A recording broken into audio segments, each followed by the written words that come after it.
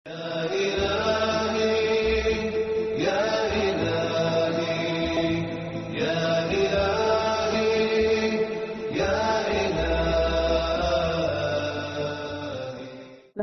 ونصلي على رسوله الكريم اما بعد فاعوذ بالله من الشیطان الرجیم بسم اللہ الرحمن الرحیم۔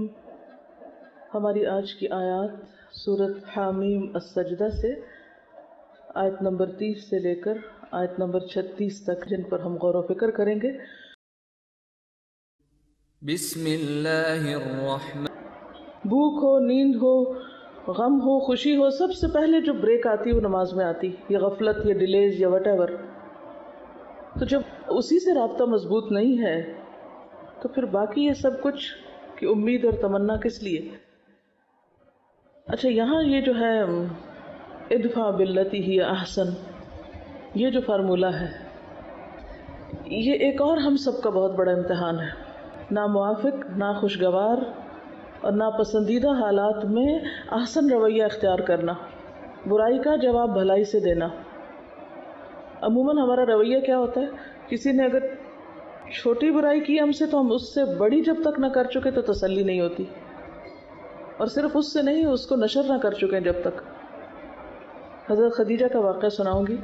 ابن اسحاق کہتے ہیں کہ مکہ میں رسول اللہ صلی اللہ علیہ وسلم نے جب امر حق کا اعلان کیا تو آپ کو وہاں کے لوگوں کی طرف سے سخت اذیت اور مخالفت کا سامنا کرنا پڑا۔ یہ مخالفتیں بعض اوقات گھر کے اندر ہوتی ہیں، بعض اوقات باہر ہوتی ہیں، کہیں بھی ہو سکتی ہیں۔ آپ کی اہلیہ خدیجہ بنت خویلد فوراً ہی آپ پر ایمان لے آئیں، مخالفتوں کے باوجود آپ کو مان لیا، کسی کی پرواہ نہیں کی کہ لوگ کیا کہتے ہیں۔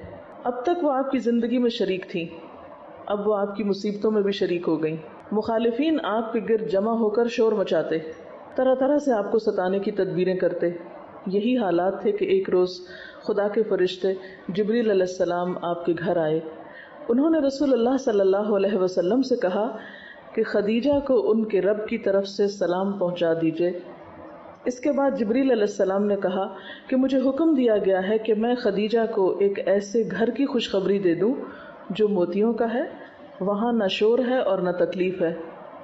امرت ان ابشر خدیجہ ببیت من قصب لا صخب فیہ ولا نصب۔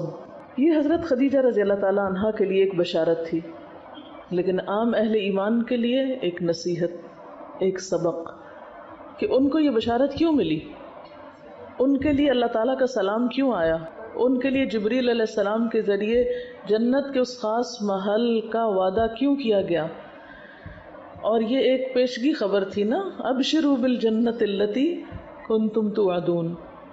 یہ صرف ان کے لیے نہیں تھی، یہ تو سب اہل ایمان کے لیے ایک طرح سے وعدہ ہے، لیکن اس صورت میں جب کوالٹیز بھی وہی ہوں جو ان کے اندر تھیں۔ یہ ہم سب کو کامیابی کا ایک رستہ دکھاتا ہے کہ کامیابی کا رستہ ہے کہاں سے۔ مومن کو موجودہ دنیا میں سرکش انسانوں کی طرف سے اذیتیں پیش آتی ہیں، یعنی ہو نہیں سکتا کہ آپ کی دنیا تانوں سے، پریشان کن باتوں سے خالی ہو جائے۔ ان کا شور اور ان کے اشتعال انگیز الفاظ سننے پڑتے ہیں، یعنی آپ کو لوگوں کی طرح طرح کی باتیں سننی پڑتی ہیں۔ ایسے موقع پر مومن کو یہ نہیں کرنا کہ وہ ایسے لوگوں سے لڑنے لگے۔ کیا نہیں کرنا؟ کیا نہیں کریں گے بتائیے؟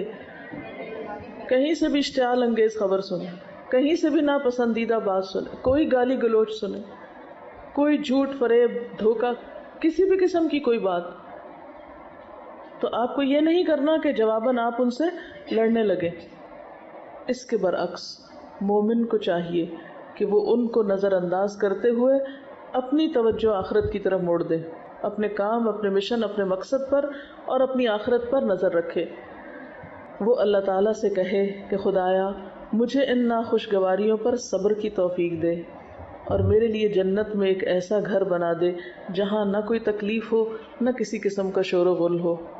دنیا میں ایک انسان خدا پرستی کا پیغام لے کر کھڑا ہو اور انسان پرست لوگ اس سے بگڑ کر اس کے خلاف شور و غل کریں، یہ عام طور پر ایسا ہوتا ہے نا۔ وہ اللہ کے لیے کام کرنے کی طرف پکارے مگر لوگ اس کو ستانے اور پریشان کرنے کے درپے ہو جائیں۔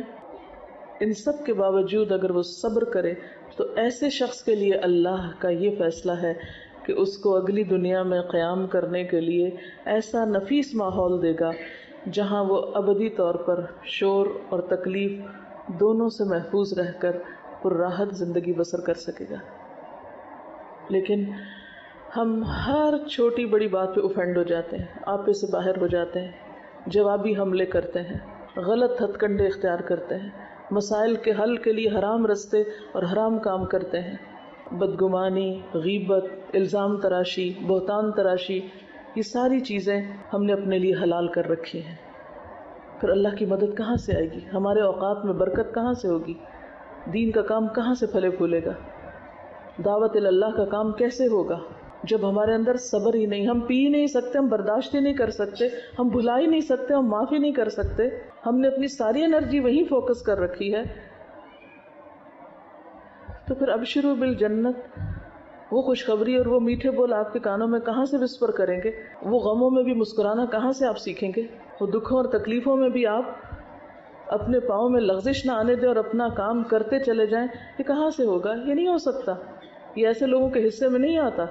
ہمیں یہ تو یقین ہوتا ہے کہ زہر کی گولی کھائیں گے تو مر جائیں گے، یقین ہے نا سب کو، لیکن ہم میں سے کتنے لوگ جھوٹ کو زہر کی گولی سمجھتے ہیں؟ غرور اور تکبر، حسد، الزام تراشی، بددیانتی، غصب، وعدہ خلافی، بے اصولی، انانیت، اپنی غلطی نہ ماننا، احسان فراموشی، خود غرضی، انتقامی کارروائیاں، اشتعال انگیزی، چھوٹی چھوٹی باتوں پہ فلیئر اپ ہو جانا، موڈ دکھانا، کیا یہ سب زہر کی گولیاں نہیں ہیں؟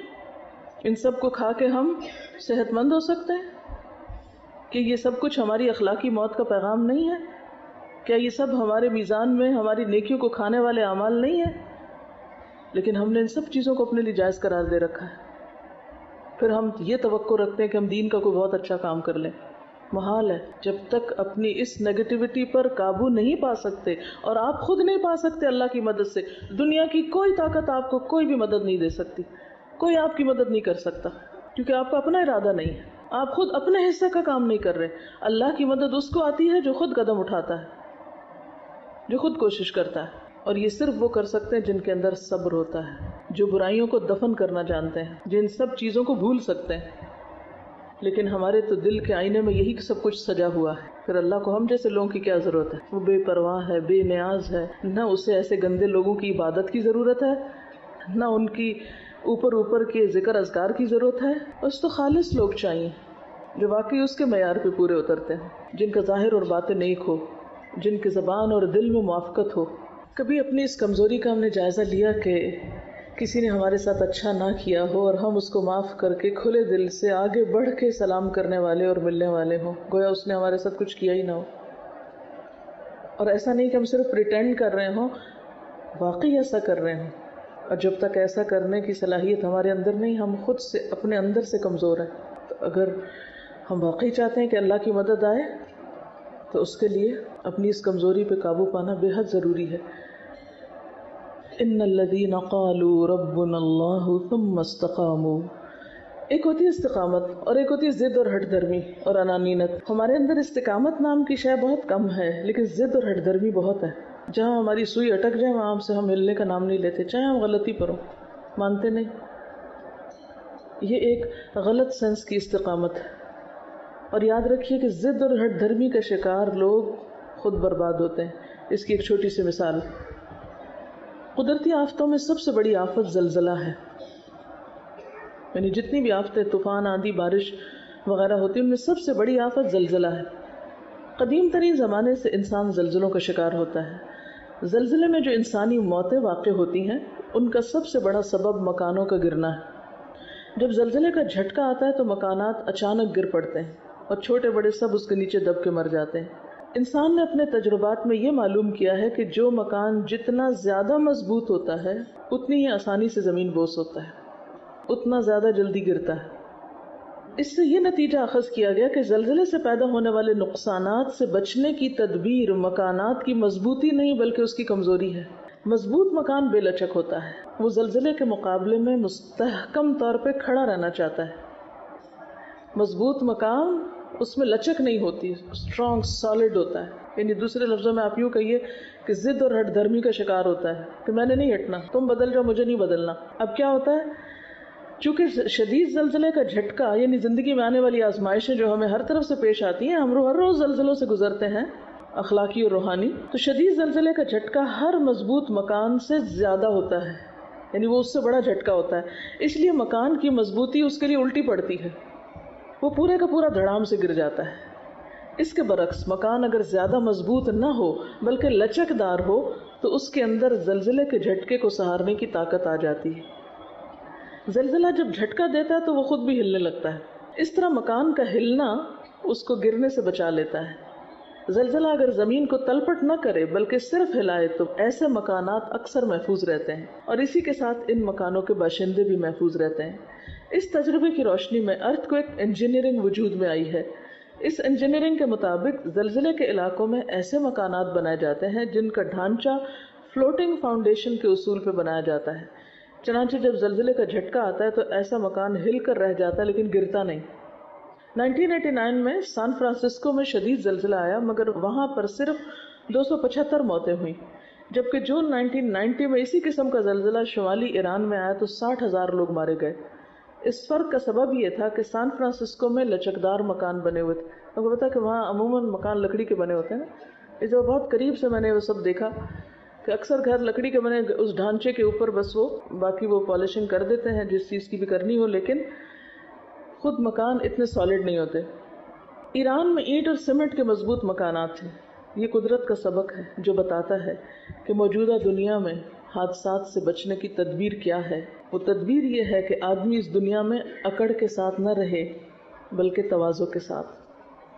اکڑ آپ کو توڑ دے گی، اخلاقی طور پہ ناکام ہو جائیں گے، لیکن جو خود جھکنا جانتا ہے، جس کے اندر تواضع ہے، ہمبل ہے، جو شخص جو معاملات میں معاف کرنا بھی جانتا ہے اور ایسی ساری چیزوں کو پھر ان سب چیزوں کا علاج کس طرح کرتا ہے، ان الذین قالوا ربنا اللہ ثم استقاموا، اور اسی سنت کے طریقے پر عمل کرتے ہوئے اذا حزبہ امر فزع الی الصلاۃ. وہ اپنی طاقت پہ یقین نہیں رکھتا کہ میں کتنا اسٹرانگ ہوں، وہ اللہ کی طاقت پہ یقین رکھتا ہے کہ اصل مدد وہاں سے آئے گی. یعنی اللہ پر ایمان اور یقین اور وہ جو استقامت کی کیفیت ہے وہ انسان کے اندر ہو، لیکن بظاہر انسان ہمبل ہو، متواضع ہو، جھکا ہوا ہو. ضد عموماً ریاکشن کے طور پر ہوتی ہے. ضد ایک ریاکشنری رویہ ہے. عام طور پر ہم یہ کہتے ہیں، ایک جملہ بولتے ہیں کہ میں غلط بات نہیں برداشت کر سکتی. تو بات یہ کہ صحیح بات تو سب کو برداشت کر لیتے ہیں. غلط کو برداشت کرنے کا معنی کیا ہے کہ اس میں ایک ریاکشنری رویہ نہ ہونا. اس کا یہ مطلب نہیں کہ آپ غلط بات کو صحیح کہنے لگے. غلط بات تو غلط ہے، لیکن اس غلط چیز کا جو ریاکشن ہوتا ہے ہمارا عموماً، یعنی ایک چیز ہماری مرضی کے خلاف ہے یا ناپسند ہے تو اس میں ایسا نیگیٹو ریاکشن کہ جس سے معاملہ درست نہ ہو بلکہ اور بگڑے، اصلاح نہ ہو بلکہ فساد ہو. اسی طرح استقامت ہے کہ زندگی میں جو آپ نے اچھی نیتیں اور ارادے کیے ہوئے ہیں کسی بھی اچھے کام کے کرنے کے، ان میں آپ ایک کنسسٹنسی کے ساتھ چلتے چلے جائیں. ان ارادوں کی تکمیل میں نہ کسی کی تعریف، نہ کسی کی تنقید، نہ کسی اچھے حالات اور نہ برے حالات، کوئی چیز اس میں آپ کو نہ ہلا سکے. یعنی بڑے سے بڑا زلزلہ آپ کو گرا نہ سکے. ٹھیک ہے. ضد کیا ہے کہ آپ لوگوں کے، یعنی وہی رستہ آپ نے اختیار کیا ہوا ہے، اب آپ کی مرضی کے خلاف کوئی چیز آ گئی، آپ نے اپنا کام تو چھوڑ دیا، آپ کہاں اکڑ کے کھڑے ہو گئے اس کا مقابلہ کرنے یا اس کے مقابلے میں، اس کی تنقید کا جواب دینے میں یا اس کی تعریف میں. یعنی کبھی پھسلیں اور کبھی ایک منفی رویے میں اپنی صلاحیتوں کو برباد کریں. ہر چیز نیگیٹو اور پازیٹیو ساتھ ساتھ چلتی ہے نا انسان کے. یہ نہیں ہو سکتا کہ کسی میں استقامت ہو مگر ضد نہ ہو. دونوں چیزیں ہیں. اور امتحان کے لیے نا الہمہا فجورہا و تقواہا، انسان جو ازداد یا کنٹرڈکشنز کا مجموعہ ہے، دونوں چیزیں ہوتی ہیں. جب انسان کا بیلنس خراب ہوتا ہے، یعنی جب آپ کے دین کے کام میں استقامت متزلزل ہوتی ہے تو آپ ضد انا کا شکار ہو جاتے ہیں، یعنی ادھر وہ چیز بڑھ جاتی ہے. اور جب آپ اپنے اصل مشن میں استقامت کے ساتھ چل رہے ہوتے ہیں تو یہ چیزیں تھوڑی بہت آتی جاتی ہیں اور ان کو آپ ساتھ ساتھ ہٹاتے چلے جاتے ہیں. یعنی یہ ہوں گی دونوں ہی چیزیں، چھٹکارا نہیں ہو سکتا اس نیگیٹیوٹی سے. لیکن یہ کم ہو سکتی ہے اس تناسب سے جتنی آپ کی ایک پازیٹیو کام کے کرنے میں جماؤ زیادہ ہے یا فوکسڈ زیادہ ہے یا آپ کی کنسنٹریشن زیادہ ہے. یہ بالکل ایسی ہے نا جیسے آپ پڑھ رہے ہیں, پڑھتے پڑھتے ایک مکھی آ جاتی ہے. ہاں, اب آپ کی استقامت کیا ہے؟ پڑھتے رہیں. اور مکھی کو, اور دوسرا طریقہ کیا ہے؟ کتاب کریں بند اور مکھی کے پیچھے بھاگنا شروع کر دیں. بہت سے لوگ زندگی میں یہ رویہ اختیار کیے ہوتے ہیں. وہ ایک مکھی اتنا ان کو بادر کرتی ہے کہ وہ اپنا کام چھوڑ کے بیٹھ جاتے ہیں. ناپسندیدہ ناگوار صورتحال ہر روز پیش آئے گی, ہر دم پیش آئے گی. آپ کا امتحان کیا ہے کہ آپ مکھی کے مقابلے کے لیے تلوار استعمال کر رہے ہیں یا توپ استعمال کر رہے ہیں یا کسی اور طریقے سے اس کو ختم کیا جا سکتا ہے. ان الذین قالوا ربنا اللہ, بے شک وہ لوگ جنہوں نے کہا کہ اللہ ہمارا رب ہے. ہم بھی انہی لوگوں میں شامل ہیں جو یہ دعویٰ کرتے ہیں. لیکن سوچنے کی بات یہ کہ واقعی جو کچھ ہم کہتے ہیں وہ سمجھتے بھی ہیں. اس بات کو اپنے اوپر ہم لے کر دیکھیں کہ اللہ میرا رب ہے. کیا میں ان لوگوں میں شامل ہوں جنہوں نے اللہ ہی کو اپنا رب مان لیا ہے؟ یعنی رب ماننے کا تقاضا مجھے معلوم ہے. کیا اللہ کو رب مان کر میں اپنی خوشی, غم, پریشانی اور دکھ میں اسی کی طرف رجوع کرتی ہوں, یا اپنی مشکلات کے حل کے لیے غیر رب سے توقعات رکھتی ہوں؟ کیا میں اللہ کو رب ماننے کے بعد اللہ کے دین پر استقامت اختیار کیے ہوئے ہوں؟ کیونکہ جب انسان اللہ کو رب مانتا ہے تو پھر ہو نہیں سکتا کہ اس کو بھول جائے, اس کا دامن چھوڑ دے یا اس کے دین کا راستہ چھوڑ دے. ان دین پر استقامت کا حال کیسا ہے؟ اور جو شخص اللہ کو رب مانتا اور استقامت اختیار کرتا ہے پھر اس کی زندگی سے خوف اور غم دور ہونے لگتے ہیں اور فرشتوں کی سرگوشیاں سنائی دینے لگتی ہیں کہ اللہ تخافوا ولا تحزنوا وابشروا بالجنۃ التي کنتم توعدون. کیا انتہائی رنج اور غم اور مشکل وقت میں میرے دل کی کیفیت اور حالت ایسی ہوتی ہے. پھر یہ کہ دین کے کام میں جب کوئی ناگوار صورتحال پیدا ہوتی ہے تو میرا رد عمل کیا ہوتا ہے؟ دین پر استقامت, اطمینان, یا پھر خوف, غم, غصہ, مایوسی اور بددلی؟ کیونکہ جو اللہ کو رب مان لیتا ہے اس کا عملی رویہ مختلف ہوتا ہے. کیا مشکلات کے وقت مجھے ایسا محسوس ہوتا ہے کہ فرشتے میرے دوست ہیں, میں تنہا نہیں ہوں, تنہا ہو کر بھی نحن اولیاؤکم فی الحیات الدنیا وفی الآخرہ؟ اگر مجھے اس بات پر یقین ہے کہ جنت میں مجھے میری پسندیدہ چیز ملے گی یا میری تمام خواہشات پوری ہوں گی, وَلَكُمْ فِيهَا مَا تَشْتَهِي أَنفُسُكُمْ, تو کیا میں اللہ کی اطاعت میں اس دنیا کی چند خواہشات قربان کر سکتی ہوں؟ کیا میرا اخلاق اور کردار ایسا ہے کہ میں اللہ کی مہمان بن سکوں؟ نزلا من غفور الرحیم, کیونکہ اللہ تعالیٰ کے مہمان تمام لوگ نہیں ہوں گے, اس کے خاص بندے ہوں گے. پھر ومن احسن قولا ممن دعا کے حوالے سے لوگوں کو اللہ کی طرف بلانا میری ترجیحات میں کس نمبر پر ہے؟ کیا اپنی دنیا کے کاموں سے فارغ ہو کر وقت بچے تو اللہ کی طرف لوگوں کو بلاتی ہوں, یا میری پرائرٹی نمبر 1 اللہ کی طرف بلانا ہے اور باقی کام اس کے مطابق ایڈجسٹ ہوتے چلے جاتے ہیں؟ یہ بالکل ایسے ہی ہے کہ مثال کے طور پر اگر آپ کے پاس ایک گلاس ہے تو اگر گلاس میں آپ چند پتھر ڈال دیں تو گلاس بظاہر بھرا ہوا نظر آئے گا, لیکن اس کے باوجود بھی ابھی کچھ گیپس ہوں گے جس میں آپ بجری ڈال سکتے ہیں. مثلا بجری ڈالنے کے بعد یوں لگے گا جیسے بھر گیا, لیکن پھر بھی ابھی کچھ ہوگی چیز, یعنی گنجائش ہوگی کہ جس میں آپ ریت ڈال سکتے ہیں.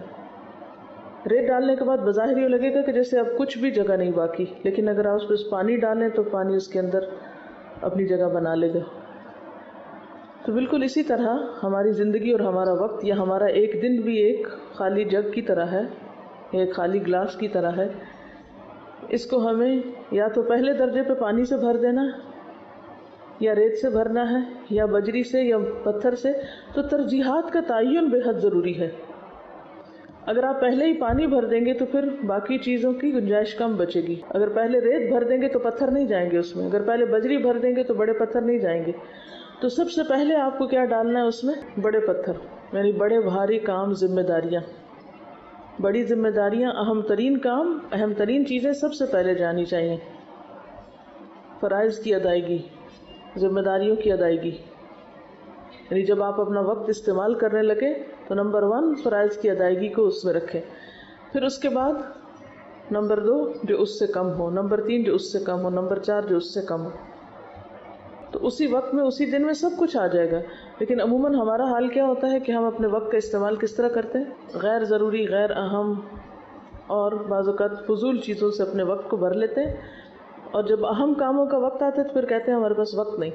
ایسا نماز فرائض میں سے ہے، اول وقت کی نماز پسندیدہ ہے، لیکن عام طور پر ہم ٹال مٹول کرتے ہیں یا پھر تاخیر کرتے ہیں، یا پھر یہ کہ اس کو آخر میں لے جاتے ہیں اور بعض اوقات نکل ہی جاتی ہے ہاتھ سے، اس کا وقت ہی چلا جاتا ہے، اور اسی طرح باقی چیزیں۔ تو ومن احسن قولا ممن دعا الی اللہ، یہ تو بات احسن قول یعنی سب سے اچھی بات ہے، سب سے عمدہ ترین کاموں میں سے ہے کہ آپ لوگوں کو اللہ کی طرف بلائیں، اللہ سے جوڑیں۔ اب اگر ہم یہ کہیں کہ ہمارے پاس وقت ہی نہیں ہے اور ہم کر ہی نہیں سکتے، تو آپ پھر کیا کر رہے ہیں؟ اس سے اہم کام کون سا ہے جو آپ کر رہے ہیں؟ اور پھر وہ صرف یہ نہیں ہے کہ من احسن قولا ممن دعا الی اللہ، بلکہ اس کے ساتھ وعمل صالحا، خود بھی نیک کام کرنا ہے۔ تو ومن احسن قولا ممن دعا الی اللہ کے تحت لوگوں کو اللہ کی طرف بلانا اور نیکیوں کا شوق رکھنا میری ترجیحات میں کس نمبر پر ہے؟ اور پھر یہ کہ وعمل صالحا کے مطابق کیا میں جو کہتی ہوں وہ کرتی بھی ہوں؟ کیونکہ صرف لوگوں کو نہیں بلانا بلکہ خود بھی کرنا ہے۔ وقال اننی من المسلمین، اور اس بات کا اظہار کہ میں مسلمانوں میں سے ہوں، کیا مجھے اپنے مسلمان ہونے پر شرمندگی یا جھجک تو نہیں؟ یعنی میں برملا لوگوں کو کہہ سکتی ہوں کہ ہاں میں اللہ کی تابعدار ہوں، اللہ کی فرما بردار ہوں۔ یعنی عموماً ایسا ہوتا ہے نا کہ جب آپ دین کے کسی حکم پر عمل کرنے لگتے ہیں تو لوگ اس پر آبجیکٹ کرتے ہیں اور کہتے ہیں کہ تم بھی عجیب شخص ہو، اس کے کرنے کی کیا ضرورت ہے، یہ کام بھی اہم کاموں میں سے ہے۔ مثلا آپ خود ایک لسٹ بنا سکتے ہیں کہ کون کون سے کام معاشرے کی نظر میں اہم نہیں ہے، اور جب لوگ ان کو کرنے لگتے ہیں تو وہ ان کی نظر میں اجنبی ہو جاتے ہیں۔ مثلا قرآن کا پڑھنا، سیکھنا، سکھانا، اپنے فرائض کی ادائیگی کرنا، ہر موقع پر اپنے حیا کا پاس رکھنا، اپنے لباس کا خیال کرنا، یہ تمام وہ چیزیں ہیں جو معاشرے میں اس وقت ایک اجنبی بن گئی۔ تو ایسے میں ہماری کیفیت اور ہماری حالت کیا ہوتی؟ وقال اننی من المسلمین، کیا آپ کہہ سکتے ہیں کہ میں تو مسلمان ہوں، میرے اسلام کا تقاضا یہ ہے کہ میں یہ سب کچھ کروں؟ امت مسلمہ کی حیثیت سے جو آپ کی ذمہ داریاں ہیں ان کو ادا کرنا، اکثر ایسے ہی ہوتا ہے کہ لوگ کہتے ہیں کہ اب ایک عورت کی ذمہ داریوں میں یہ تھوڑی ہے کہ وہ دوسروں کو بھی دین کی طرف بلائے، اس کی تو عبادت یہ کہ بس صرف گھر کے کام کر لے اور کافی۔ کیا صحابیات کی زندگی ایسی ہی تھی کہ انہوں نے صرف اپنے گھروں کو ہی سجایا اور بنایا اور دین کی خدمت کو کوئی کام نہیں کیا؟ کیا برائی اور بھلائی اپنی نوعیت اور انجام میں برابر ہیں؟ کیونکہ قرآن تو کہتا ہے لا تستوی الحسنۃ ولا السیئۃ ادفع بالتی ہی احسن۔ کیا میں برائی کے بدلے میں اچھائی کر سکتی ہوں؟ جب لوگ میرے ساتھ اچھا نہ کریں تو کیا میں پھر بھی اچھا کرنے کی سخت رکھتی ہوں؟ عام طور پر ہم جب کوئی ہمارے ساتھ اچھا نہ کرے تو ہم بھی جواب میں کیا سمجھتے ہیں کہ اب بدلہ لینا ہمارا حق ہے، ہم کمزور نہیں ہیں، ہم ثابت کرنا چاہتے ہیں کہ ہم بھی جان رکھتے ہیں۔ لیکن قرآن تو بالکل اس سے برعکس چیز بتاتا ہے کہ اچھائی کے لیے کیا کرو؟ برائی کے بدلے میں اچھائی کرو، صرف اچھائی کے بدلے میں اچھائی نہیں، برائی کے بدلے میں اچھائی۔ اور جب تک یہ اخلاق ہمارے اندر پیدا نہیں ہوگا تو من احسن قولا ممن دعا الی اللہ کا عمل ہو ہی نہیں سکتا۔ پھر سوال ہے کہ کتنے لوگ ایسے ہیں جو میرے دوست تھے لیکن اب مخالف ہیں؟ ایسا کیوں ہوا؟ یعنی کتنے ہی لوگ میرے آس پاس ایسے تھے جو میرے چاہنے والے تھے لیکن اب وہ میرے مخالفین میں شامل ہیں، کیا اس میں آپ کا قصور تو نہیں کہ آپ نے برائی کے بدلے میں اچھائی نہ کی ہو؟ کہیں ایسا تو نہیں کہ برائی کے بدلے میں ان کی طرف سے آنے والی تکلیف یا اس کے بدلے میں آپ نے بھی ویسا ہی بے رخی کا رویہ دکھایا ہو؟ کیا میں اپنی عاقبت کو بہتر بنانے کے لیے مشکل مراحل میں صبر کا رویہ اختیار کر سکتی ہوں؟ ادفع بالتی ہی احسن فاذا الذی بینک وبینہ عداوۃ کانہ ولی حمیم وما یلقاها الا الذین صبروا۔ یہ سب کچھ صبر کا تقاضا کرتا ہے، لیکن جب ہم صبر کا رویہ اختیار کرنے لگتے ہیں تو شیطان وسوسے ڈالتا ہے، وہ کہتا ہے یہ تو کمزور لوگوں کا کام ہے۔ تو اگر اللہ کے دین کا کام کرتے ہوئے شیطان مجھے وسوسہ ڈالے تو میں کیا کرتی ہوں؟ یعنی اس اخلاق کو اختیار کرنے میں وما یلقاها الا الذین صبروا وما یلقاها الا ذو حظ عظیم واما ينزغنک من الشیطان نزغ فاستعذ باللہ۔ تو کیا میں واقعی اللہ سے مدد طلب کرتی ہوں، اور کیا میں یقین رکھتی ہوں کہ انہ هو السمیع العلیم ہے؟ کیا میری دعا میں اتنا یقین، خلوص، تڑپ اور بھروسہ ہے اللہ کی ذات پر کہ واقعی مجھے محسوس ہو کہ اللہ نے میری دعا سن لی ہے، اور اگر یہ سب کچھ نہیں ہے میرے اخلاق میں، یعنی یہ ساری باتیں جو اوپر گزری ہیں، تو پھر میرے لیے لمحہ فکریہ ہے کہ میرا قرآن کے ساتھ تعلق کیسا ہے۔ سبحانک اللہم و بحمدک، نشہد ان لا الہ الا انت، نستغفرک و نتوب الیک۔ والسلام علیکم ورحمۃ اللہ وبرکاتہ۔